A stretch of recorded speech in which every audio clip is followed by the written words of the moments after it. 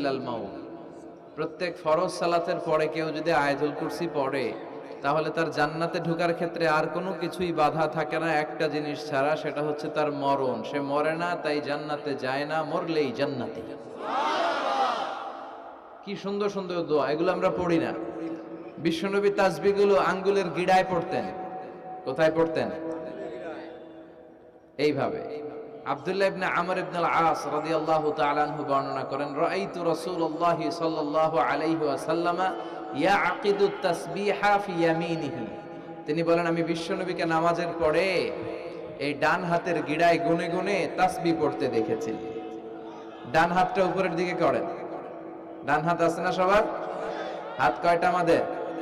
একটা ডান হাত, একটা বাম হাত। এই পৃথিবীতে মানুষগুলো দুই পন্থী, একটা ডানপন্থী আর একটা, আমরা কোন পন্থী? চিল্লায় বলেন, আমরা কোন পন্থী?